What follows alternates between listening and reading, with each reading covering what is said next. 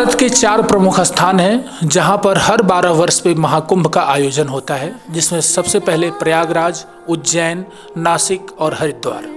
ये चारों प्रसिद्ध नदियों के तीर्थ स्थलों पर बसे हुए शहर हैं जहां पर सदियों पुरानी सभ्यता आज भी जीवंत है।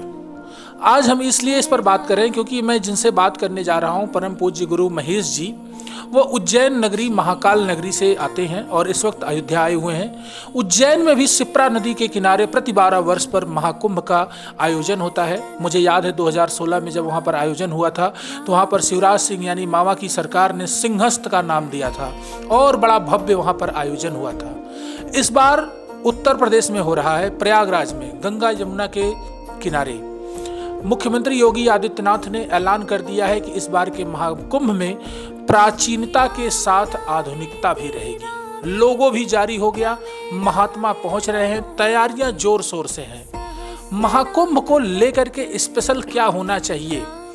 भक्त, संत, महंत, प्रशासन, मेला प्रशासन, सबके तरफ से कैसा हो तैयारी, जो इस बार करीब एक महत्वपूर्ण महाकुंभ को कैसे देखना चाहते हैं हमारे देश के संत महात्मा, इसी बात को हम जानेंगे आज परम पूज्य गुरु महेश जी से। जैसा कि आप जानते हैं, सनातन धर्म का कुंभ का मेला महापर्व है और मुझे जहाँ तक अनुमान, विश्व का सबसे बड़ा मेला है सनातन धर्म का कुंभ, और जिसमें लाखों की संख्या में नहीं, करोड़ों की संख्या में भक्त लोग आते हैं। और निश्चित रूप से जब इतनी बड़ी जनसंख्या का वहाँ सैलाब होता है तो व्यवस्थाओं की भी ज़रूरत पड़ती है और इसके लिए प्रशासन को बहुत ज़्यादा ध्यान देने की ज़रूरत है। साधु संत तो वहाँ आते ही हैं, साथ में जनमानस, साधारण जनता भी आती है। सबके लिए ही वहाँ पर ऐसी व्यवस्था हो जिससे किसी को कोई परेशानी ना हो, क्योंकि दुनिया भर में सब तरह के लोगों की नज़र इसके ऊपर रहती है। अन्य धर्म के जो लोग हैं, जो सनातन धर्म को थोड़ा क्रिटिसाइज करने में भरोसा रखते हैं, उन लोगों की नज़र भी इसके ऊपर रहती है और अगर कुछ भी कमी वहाँ पर होती है तो निश्चित रूप से उन लोगों को मौका मिलता है हमारी हंसी मजाक उड़ाने का। इसके लिए ज़रूरी है कि प्रशासन पूरी मुस्तैदी से इस पर ध्यान दे और साधु संतों की किस तरह से रहने की व्यवस्था की जाए जिससे उनको समस्या ना हो। जनता जो करोड़ों की संख्या में आएगी, जो कुछ विशेष स्नान, शाही स्नान जैसे होते हैं, उनमें बहुत ज़्यादा जनता होती है, उस समय कोई अव्यवस्था ना हो, किसी को परेशानी ना हो। ट्रेनों की व्यवस्था, जो इधर उधर से जनता आएगी उनके लिए भी कुछ विशेष ट्रेनों की व्यवस्था भी होना चाहिए। साथ में वहाँ पर सड़कों का चौड़ीकरण हो, शौचालय इत्यादि की व्यवस्था हो, स्नान गृह की व्यवस्था हो, बिजली इत्यादि की व्यवस्था हो और प्रशासन की सुरक्षा व्यवस्था, इन सब की बहुत ज़्यादा ज़रूरत है। क्योंकि आज दुनिया जानती है कि हमारे धर्म के ऊपर सबकी नज़र है और कुछ ऐसे लोग भी हैं जो वो इसमें कुछ नुकसान भी कर सकते हैं, ऐसे कुछ कदम भी उठा सकते हैं। और इसके लिए हमारे अभी बागेश्वर धाम सरकार श्री धीरेन्द्र शास्त्री जी ने एक बात कही कि हमारे कुंभ में सिर्फ हिंदुओं की ही दुकानें लगना चाहिए, मुसलमानों की दुकानें उसमें ना लगें, क्योंकि वो लोग उसको, उनसे मौका मिलता है, कहीं ना कहीं तार एक दूसरे के साथ जुड़े रहते हैं, उससे कुछ भी खतरा हो सकता है। जैसी बयार इस समय बही हुई है सारी दुनिया के अंदर, तो इस पर भी प्रशासन को ध्यान देना होगा। उत्तर प्रदेश के मुख्यमंत्री माननीय योगी आदित्यनाथ निश्चित रूप से जब से वो मुख्यमंत्री बने हैं तब से बहुत अच्छा कार्य उत्तर प्रदेश में कर रहे हैं। सारा देश और सारी दुनिया देख भी रही है और उनकी सराहना भी कर रही है। तो मुझे पूरा भरोसा है कि वो निश्चित रूप से इस तरह की व्यवस्था करेंगे जिससे न जनता को कोई परेशानी होगी, न साधु संतों को कोई परेशानी होगी। और मैं तो ऐसी आशा करता हूँ कि ऐसा स्वरूप होगा इस कुंभ का, क्योंकि सनातन धर्म के बहुत बड़े हमारे जो एक अग्रदूत हैं माननीय योगी जी, वो इस समय मुख्यमंत्री हैं यहाँ के। तो इस कुंभ का ऐसा स्वरूप होगा जो एक ऐतिहासिक होगा। लोग इसके बाद भी इसकी चर्चा करेंगे, इसके बाद भी इसकी प्रशंसा करेंगे, ऐसा मेरा विश्वास है। सारे साधु संत वहाँ पर होंगे। स्नान तो होंगे ही, साथ में वहाँ पर धर्म चर्चाएं भी होगी। सनातन धर्म के भविष्य को लेकर के वहाँ पर चर्चा होगी। जो हम लोग एक मोटो लेके चल रहे हैं अखंड भारत का, और सनातन धर्म का प्रचार सारे विश्व में हो, क्योंकि यही एक ऐसा कल्प वृक्ष है जिसके नीचे सारी दुनिया सुकून की सांस ले सकती है, बैठ सकती है। हम इसी सद्भावना से सनातन धर्म का प्रचार करते हैं। हमारे प्रचार में कोई अन्य धर्मों की तरह दुर्भावना नहीं रहती है। मुँह में राम बगल में छुरी वाला सिस्टम हमारा नहीं है।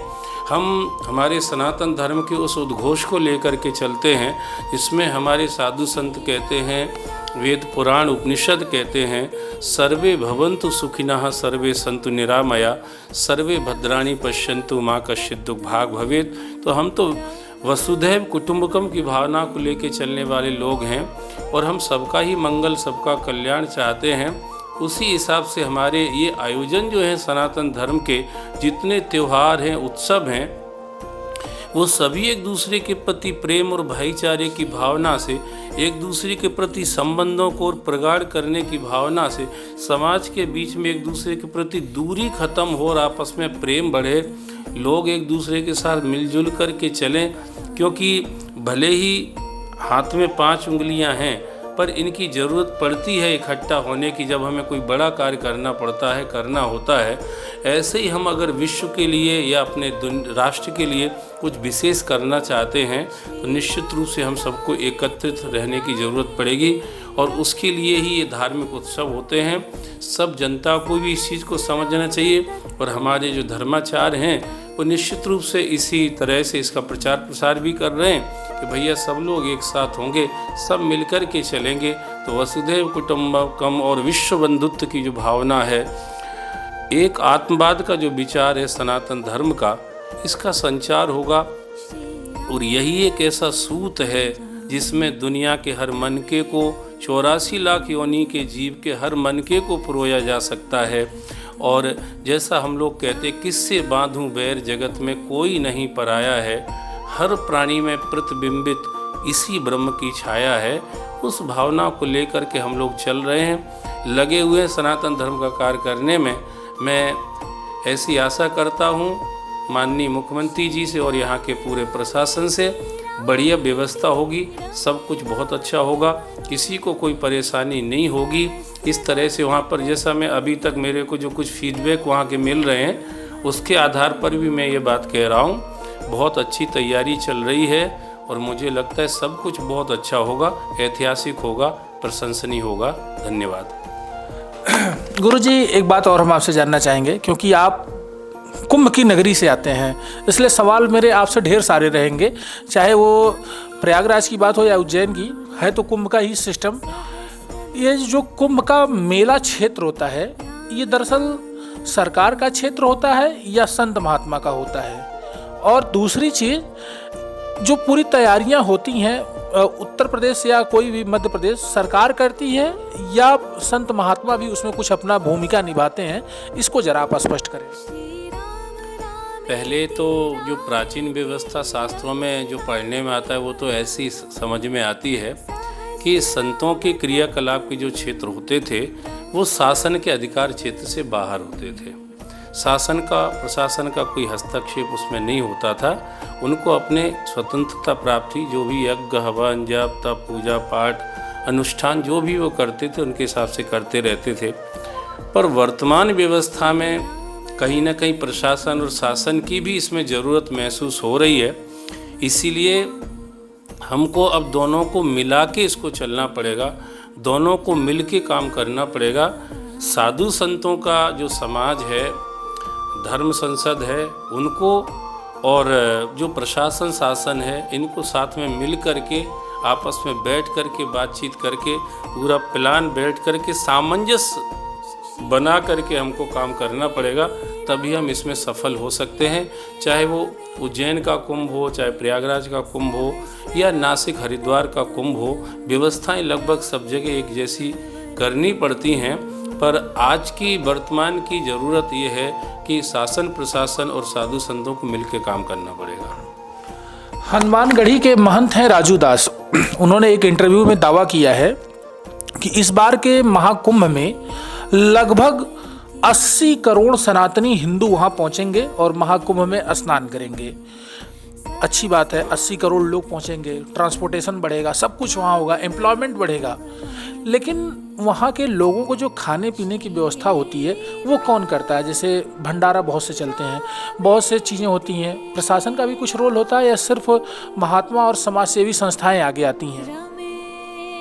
मुख्य रूप से तो महात्मा और समाज सेवी संस्थाएं इसको करती हैं, पर कुछ थोड़ा बहुत शासन प्रशासन की तरफ से भी जो बड़े बड़े शंकराचार्य, जगत गुरु, महामंडलेश्वर, जो इस पद के जो हमारे साधु संत हैं, सम्मानीय महापुरुष हैं, उनके यहाँ कुछ शासन की तरफ से भी इस तरह के सहयोग जाते हैं।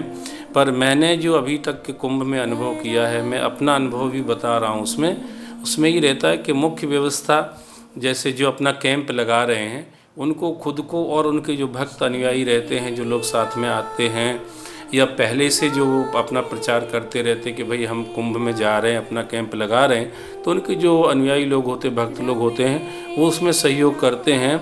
बाकी जो बेसिक आधारभूत जो तैयारियां हैं वो तो शासन प्रशासन करता है, पर अपने अपने पंडाल की व्यवस्था ज़्यादातर मैंने जो देखा है वो साधु संत और उनके अनुयायी ही करते हैं। कुंभ पर हमने बात कर ली, अब हम आते हैं प्रभु राम की तरफ, क्योंकि आप राम की नगरी में हैं। प्राण प्रतिष्ठा के बाद पहला राम विवाह 6 दिसंबर को तय है। अभी कल यानी 19 नवंबर को प्रभु राम के लिए जनकपुर से तिलक भी अयोध्या लेकर के आए थे और 5 या 6 दिसंबर को जनकपुर बारात भी पहुंचेगी। ये जो राम विवाह पहला हो रहा है प्राण प्रतिष्ठा को लेकर के, सनातन जगत में इसको आप किस प्रकार से सेलिब्रेट करने के लिए लोगों को प्रेरित करेंगे? मुझे तो ये सुनकर के ही बहुत खुशी हो रही है। वैसे तो जब से हमारे रामलला यहाँ पर विराजमान हुए हैं, तब से सारे देश के अंदर एक अलग तरह का वातावरण बना हुआ है। हर भारतवासी और ख़ास करके हर सनातनी का आकर्षण का केंद्र श्री अयोध्या धाम बना हुआ है और सभी लोग किसी न किसी तरह से रामलला का दर्शन करने के लिए यहाँ पर आ रहे हैं। राम से जुड़ी हुई कोई भी गतिविधि इस समय देश में चल रही है तो निश्चित रूप से जनता का कुछ विशेष ध्यान उधर जाता है। भगवान श्री राम जी का विवाह जो तिथि शास्त्रों में वर्णित है, उसके हिसाब से अगहन मास के शुक्ल पक्ष की पंचमी को हुआ था और आप जो 5-6 तारीख जो बता रहे हैं, मुझे लग रहा है वही तिथि होगी उस समय। तो निश्चित रूप से जनकपुर में भगवान का विवाह होगा, तो एक हमारे लिए एक नई ऊर्जा, एक नई प्रेरणा, एक नई खुशी, एक नई उमंग, एक नया जोश, एक नया उत्साह होगा। और हम तो, हमारा देश, हमारा सनातन धर्म उत्सवों का ही धर्म है। हम माया दुखदाई है ये सब जानते हैं, पर हमने धर्म की संरचना जो हमारी है सनातन धर्म की वो ऐसी है, इसको इतने उत्सवों से, धार्मिक आयोजनों से, भगवान के अवतारों से, भगवान के लीला चरित्रों से इतना संबंधित किया गया है, बांधा गया है, ओतप्रोत किया गया है, जिससे हम इनमें अगर लगे रहते हैं तो निश्चित रूप से हमें एक सकारात्मक ऊर्जा प्राप्त होती है। हमारे मन में जो कुछ नकारात्मकताएं होती हैं वो दूर होती हैं और भगवान का विवाह के लिए पहले यहाँ एक एंगेजमेंट हम मान लें उसको, यहाँ पे जो होगा, और उसके बाद भगवान की बारात जनकपुर जाएगी और वहाँ पर विवाह होगा। तो निश्चित रूप से हमारे लिए बहुत खुशी की बात है और बहुत गर्व की बात है। सोशल मीडिया के माध्यम से दुनिया उसका आनंद लेगी। देखा आप लोगों ने, अभी मेरे साथ उज्जैन के परम पूज्य गुरु महेश जी जुड़े हुए थे, जो बहुत ही प्रसिद्ध कथावाचक हैं। इस वक्त वो अयोध्या आए हुए थे राम कथा के लिए। मैंने उनसे राम कथा पर बात ना करके अलग बातों पर बात किया, क्योंकि वो उज्जैन से और सामने हमारे महाकुंभ है। उन्होंने महाकुंभ को लेकर के बहुत अच्छी सामाजिक व्यवहारिक रूप से जानकारी उन्होंने दी, जो हर किसी के उपयोग के लिए है। और राम विवाह को लेकर के भी उन्होंने अपने विचार हमारे साथ साझा किए। मैं देवेश पांडे, अयोध्या।